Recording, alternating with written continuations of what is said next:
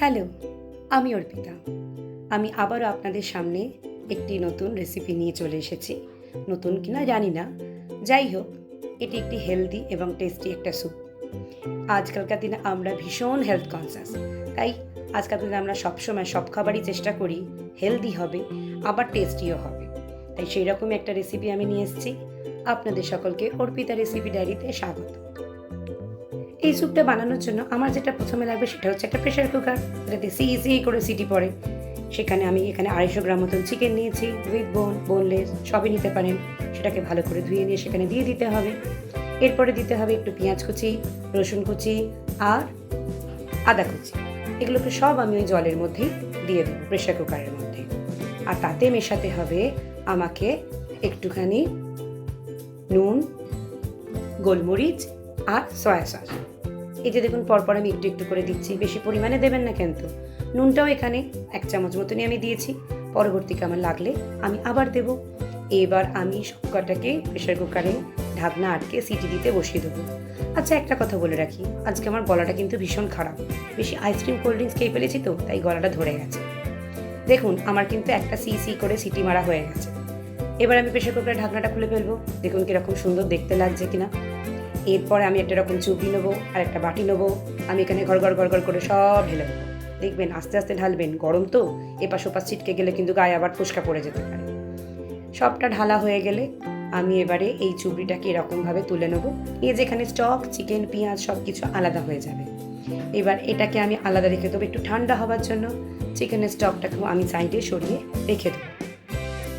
চিকেনগুলো একটু ঠান্ডা হয়ে গেলে এরকমভাবে যেমন ছাল ছাড়ানো হয় মুরগি, ঠিক সেইভাবে হাড় থেকে কিন্তু আমাদের ছাড়িয়ে নিতে হবে।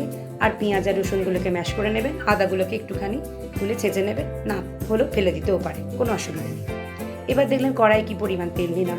ওইটুকুনি তেলের মধ্যে আমাদের যেটুকুনি সবজি থাকবে, গাজর, বিনস, ক্যাপসিকাম, কর্ন সব একসাথে দিয়ে দিতে হবে। আলাদা আলাদা দেওয়ার দরকার নেই, সব একসাথে দিয়ে একটু শ্যাডো ফ্রাই করে নিতে হবে, যাতে কোনো রকম কাঁচা গন্ধটা না ছাড়ে।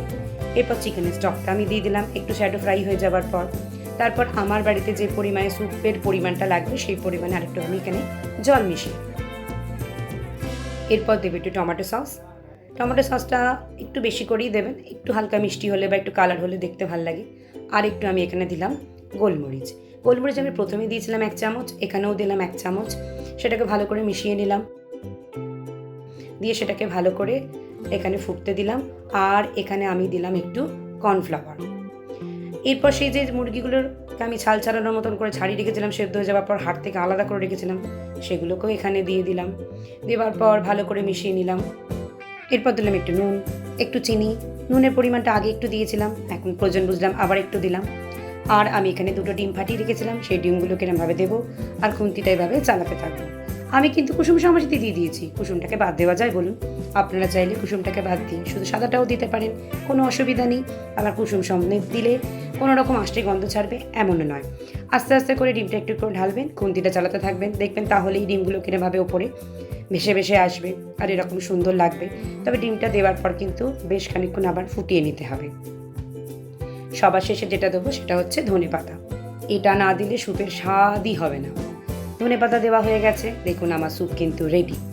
আমি আবার স্যুপটা গরম সার্ভ করব এবং গরম অবস্থাতেই খেয়ে নেব।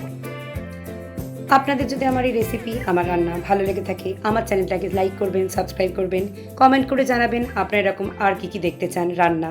আপনাদের সকলকে অসংখ্য ধন্যবাদ।